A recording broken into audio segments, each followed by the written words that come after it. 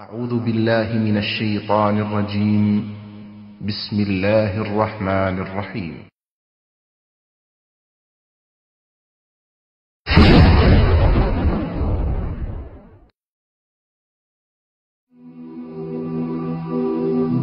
মৃত্যু এমন এক বাস্তবতা যার থেকে কেউ পলায়ন করতে পারবে না।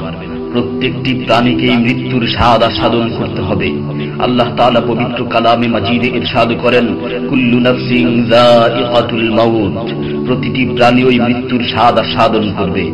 কুল ইন্নাল মাউতাল্লাযী তাফিররুনা মিনহু ফাইন্নাহু মুলাকীকুম, হে নবী আপনি বলে দিন, মৃত্যু যার থেকে তোমরা পলায়ন করছো সে অবশ্যই তোমাদের সাথে সাক্ষাৎ করবে। আইনামা তাকুনু ইউদরিকুমুল মাউতু ওয়ালাউ কুনতুম ফি বুরুজিম মুশাইয়াদা, তোমরা যেখানেই থাকো না কেন মৃত্যু তোমাদেরকে পাকড়াও করবেই, যদিও তোমরা সূর্য দুর্গে অবস্থান করো।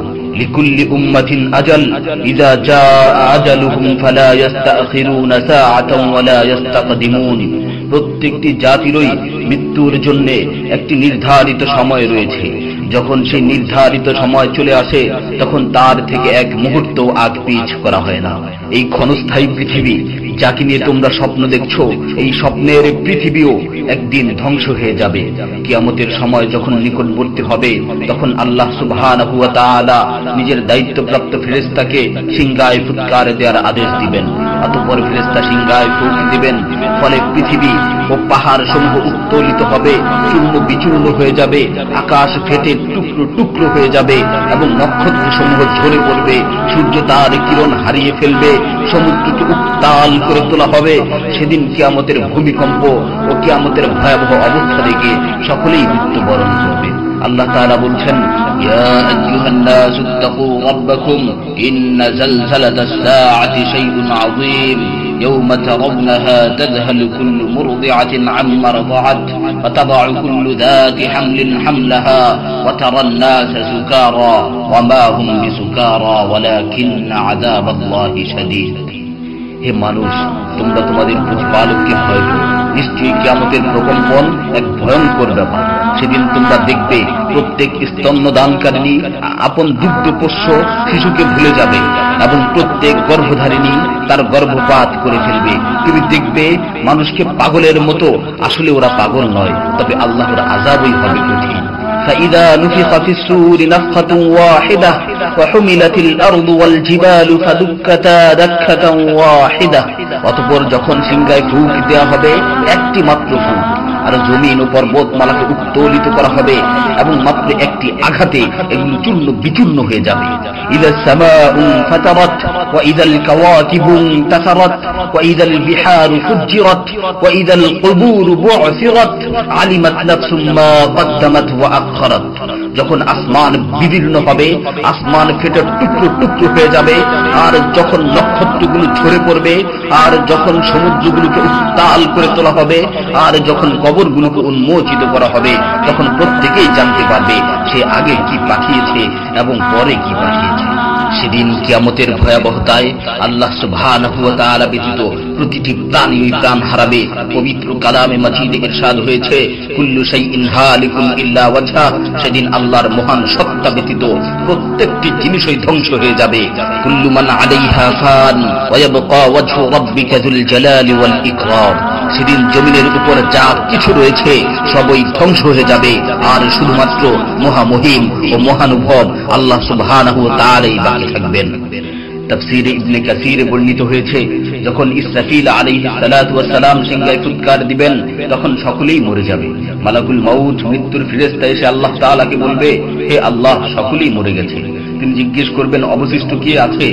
উত্তর দিবে, হে আমার রব, আপনি, আর আপনি তো হলেন চিরঞ্জীব।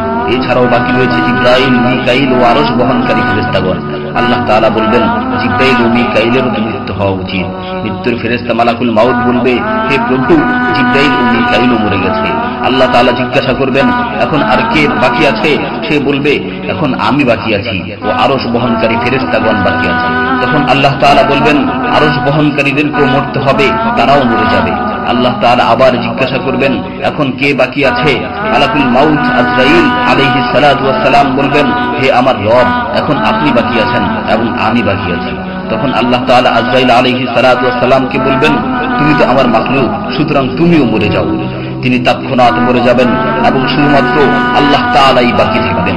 অতঃপর আল্লাহ সুবহানাহু ওয়া তাআলা জমিনকে ভাঁজ করে ফেলবেন এবং তিনি 3 বার বলবেন, আনাল জব্বার, আনাল জব্বার, আনাল জব্বার, আমি প্রতাপশালী, আমি প্রতাপশালী, আমি প্রতাপশালী।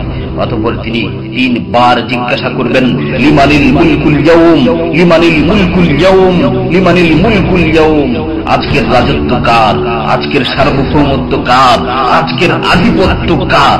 জবাব দেওয়ার মতো কেউই থাকবে না। তিনি আবার উত্তর দিবেন, লিল্লাহিল ওয়াহিদুল কাহ্হার, আজকের রাজত্ব, আজকের সার্বভৌমত্ব, আজকের আধিপত্য, পরাক্রমশালী একমাত্র আল্লাহ।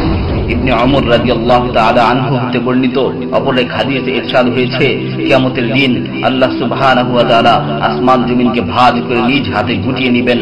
অতঃপর বলবেন, আনাল মালিক, আনাল জব্বার, আনাল মুতাকাব্বির, আমি বাদশা, আমি প্রতাপশালী, আমি অহংকারী। আইনা মুলুকুল আরদ, আইনাল জব্বারুন, আইনাল মুতাকাব্বিরুন, দুনিয়ার রাজা বাদশারা কোথায়, দুনিয়ার প্রতাপশালীরা কোথায়, দুনিয়ার অহংকারকারীরা কোথায়? তখন আল্লাহ তাআলা সুউচ্চ কণ্ঠে 3 বার জিজ্ঞাসা করবেন, লিমানিল মুলকুল ইয়াউম, লিমানিল মুলকুল ইয়াউম, লিমানিল মুলকুল ইয়াউম, আজকের রাজত্ব কার, আজকের সার্বভৌমত্ব কার, আজকের আধিপত্য কার? অতঃপর তিনি 3 বার উত্তর দিবেন, লিল্লাহিল ওয়াহিদুল কাহ্হার, আজকের সার্বভৌমত্ব, আজকের রাজত্ব, আজকের আধিপত্য, প্রতাপশালী একমাত্র আল্লাহ সুবহানাহু ওয়া তাআলা।